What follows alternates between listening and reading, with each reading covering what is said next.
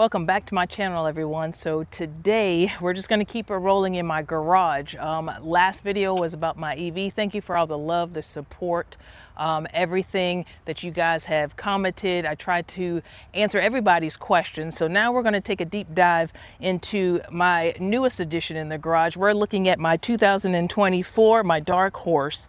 So I just wanted to kind of introduce officially her into the channel, and we'll kind of go through things, why I purchased this vehicle, what I'm going to do next, what I plan to do.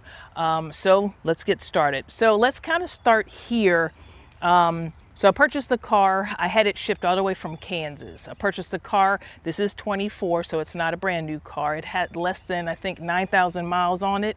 Got the car for about $58,000. That includes the tags, everything, registration, 58 off of the bat. I think that's a fantastic option. And we'll kind of dive deep later on when we're talking about that new Dark Horse. They anticipated the Dark Horse SC coming out because I think this is a great alternative. There's so many things you can do with this, and me being Mopar heavy, I just wanted to kind of change it up a little bit. Everybody knows I have the 2014 Corvette. We'll get into that in another video too, but let's kind of focus on the reasoning. So I got this bad boy.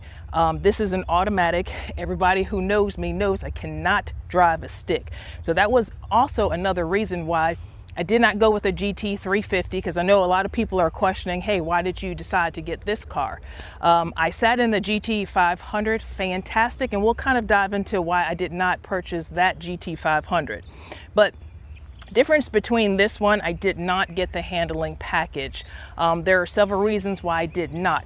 First of all, everybody who knows me knows that I like to drag race. The handling package includes, you get the front splitter up here. It's a little bit wider up here when you're looking at this one compared to the one I have here.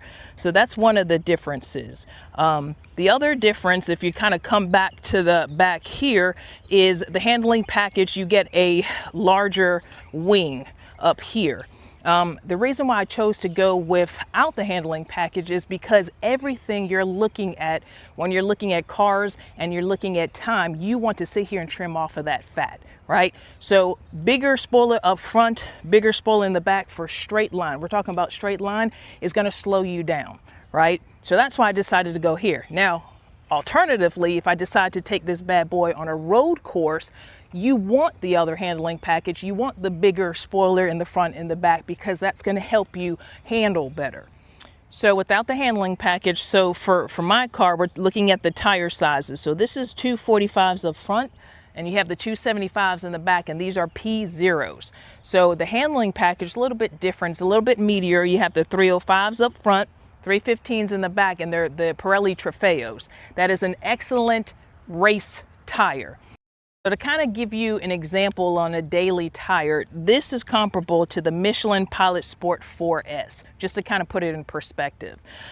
Moving right along, a little bit of differences too. So if everybody, either you know or you don't know when it comes to the Brembo brakes. So this is a 6-piston, and you got the Brembo brakes here. This is fantastic because it's going to help you with that handling. It is going to grip well, and I find that these are fantastic. I mean, I had them on my Hellcat, so I swear by Brembo brakes. The 6-piston, fantastic. One of the cool features of this vehicle is I'm going to try to remote start it really quick.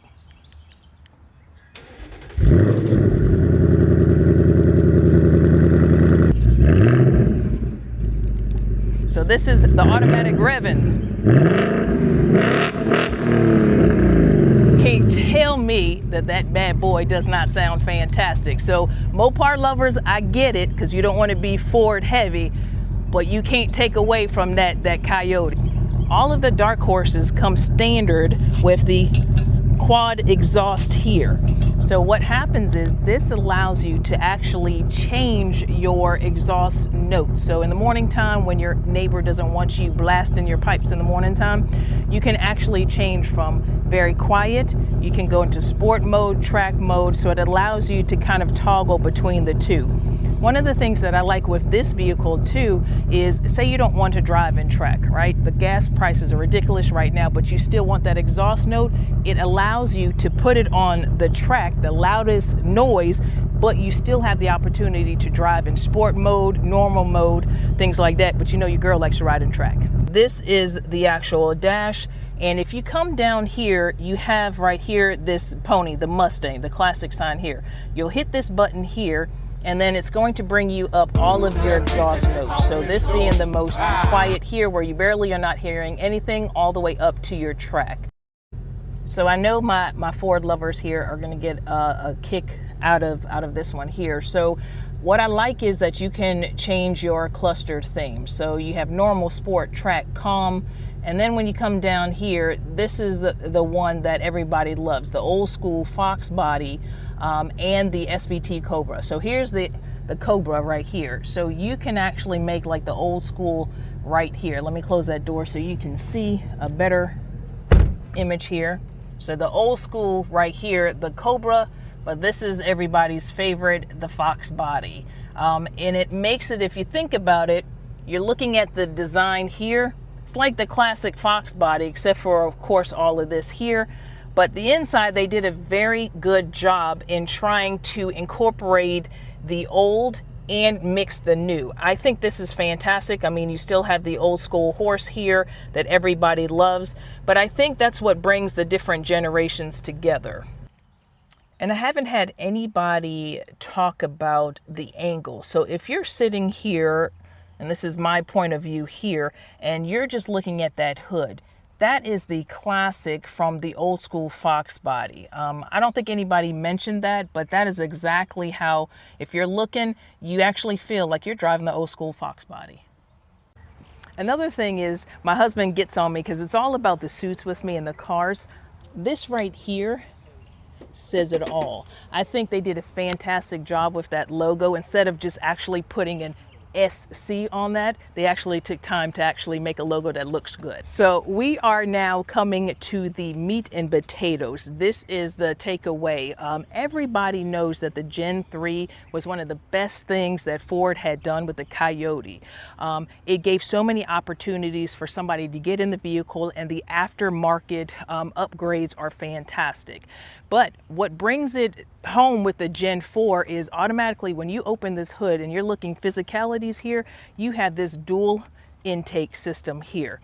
This is very important because when you're talking about the able to do more, perform more, it's just like lungs and the heart, right? You have better air suction, you're going to be able to perform better versus the Gen 3. Now, again, Gen 3, fantastic. When you're looking at this bad boy, this is going to give you about 500 horsepower, 418 foot-pound of torque. When you're looking at the Gen 3s, you're talking about 460 horsepower.